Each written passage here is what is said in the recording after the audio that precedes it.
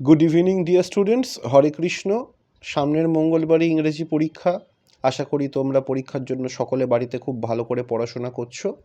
আজকের এই যে ভিডিওটি আমি বানাচ্ছি, এটি বানানোর উদ্দেশ্য হলো মঙ্গলবার দিন আমাদের যে ইংরেজি পরীক্ষা, সেখানে কি ধরনের প্রশ্ন আসতে পারে, কোন কোন জায়গা থেকে আসতে পারে, এটা তারই একটা ডিসকাশন এবং সাজেশন ভিত্তিক ভিডিও।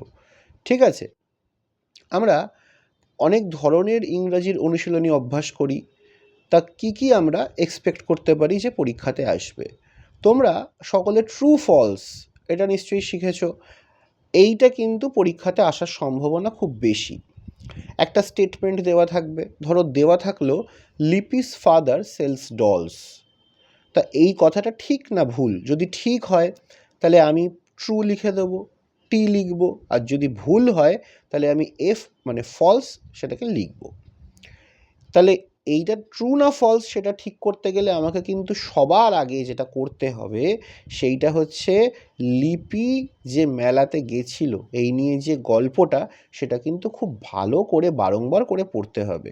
আমি ভিডিও শুরুতেই একটা কথা বলে দিচ্ছি, লিপির গল্পটা এবং গুগলের গল্পটা লাইন বাই লাইন ভালো করে তোমরা যদি পড়ো, তাহলে তোমাদের পরীক্ষাতে অনেক প্রশ্ন কমন আসবে, অনেক উত্তর করতে তোমাদের সুবিধা হবে এবং তোমাদের নাম্বারও ভালো পাবে। তারপরে ধরো গুগলের গল্পতেই ছিল রিভু আর Gauri Rivu and Gauri like the taste of rohu fish. Rohu মানে রুই মাছ। তা ওদের রুই মাছ ভালো লাগতো না ইলিশ মাছ ভালো লাগতো না চিংড়ি মাছ ভালো লাগতো? তোমরা গল্পটা পড়লেই তোমরা জানবে। আমি জানি তোমরা উত্তরটা জানো, বাড়িতে অভ্যাস করবে।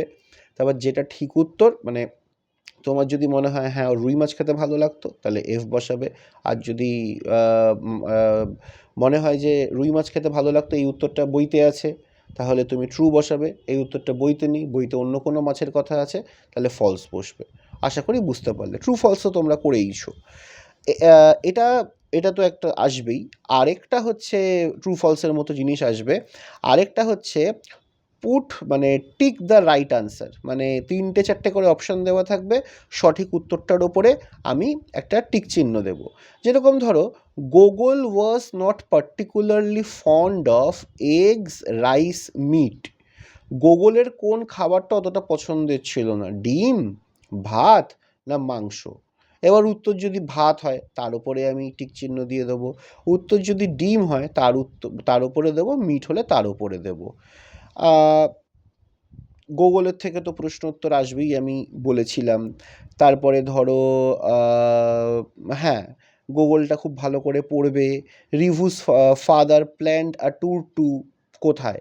জয়নগর, শ্যামনগর নাকি কৃষ্ণনগর? গুগলরা নিজেরা কোথা থেকে এসেছিল? আমেরিকা, সুইজারল্যান্ড না ফ্রান্স? অপশান দেওয়া থাকবে, তুমি ওপরে রাইট চিহ্ন দেবে। তারপরে লিপি কিংবা গুগলের গল্প, আমি শুরুতেই বলছি, বারংবার করে বলছি, ভালো করে পড়বে। কারণ কোনো একটা গল্প থেকে রিঅ্যারেঞ্জ দ্য সেন্টেন্স থাকবে। রিঅ্যারেঞ্জ দ্য সেন্টেন্স কি আমরা করেছি, বাড়িতে আবার ভালো করে অভ্যাস করবে। মোটামুটি 4টে বা 5টা সেন্টেন্স দেওয়া থাকবে। কোন ঘটনাটা আগে ঘটেছিল, কোন ঘটনাটা পরে, কোন ক্রমান্বয়ে ঘটেছিল। যে ঘটনাটা আগে ঘটেছিল সেখানটাতে 1 বসাবো। দেখবে তোমাদের প্রশ্নপত্রে উত্তরপত্রে 1 নাম্বারটা বসিয়েই দেওয়া থাকবে, তোমাকে 2, 3, 4, 5 খুঁজে বার করতে হবে। এবার এটা তো আর আলোচনা করার কিছু নেই, শুধু ওইটাই বললাম যে লিপি আর গুগল ভালো করে পড়বে, আশা করি তার মধ্যে থেকেই পেয়ে যাবে। যারা এই দুটো গল্প ভালো করে পড়বে তাদের কোনো অসুবিধা হবে না। তারপরে এটাও আমরা স্কুলে করেছি, ক্লাসে করেছি, আমাদের করতে সকলেরই খুব ভালো লেগেছিল। সেটা হচ্ছে underline the odd one out. 4টে কি 5টা শব্দ থাকবে, তার মধ্যে একটা একটু ভিন্ন জাতীয়। তা যেটা ভিন্ন জাতীয় আমাকে তার তলাতে আন্ডারলাইন করে দিতে হবে। যেরকম ধরো আমি বললাম ক্যাট, ডগ, কাউ, টাইগার। কোন পশুটা আন্ডারলাইন হবে, কোন পশুটা একটু আলাদা? ক্যাট, ডগ, তারপরে কাউ, এগুলো হচ্ছে ডোমেস্টিক অ্যানিমেল। আবার টাইগার হচ্ছে ওয়াইল্ড অ্যানিমাল। তাহলে টাইগারটা আন্ডারলাইন হয়ে যাবে, টাইগারটা অড হয়ে গেল, বাদ হয়ে গেল। এবার এইখানে আলাদা করে সাজেশন দেওয়ার কিছু নেই, এটা তোমার বুদ্ধির খেলা, এটা তুমি কতটা ভালো শব্দ জানো তার খেলা।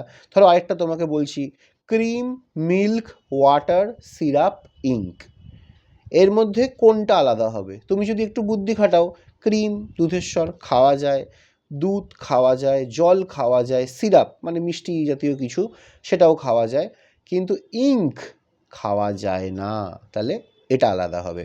এরকম বেশ কিছু আসবে, আমরা এগুলো নিয়ে একটু বাড়িতে চর্চা করব, প্র্যাকটিস করব, আশা করি আমরা পারবো।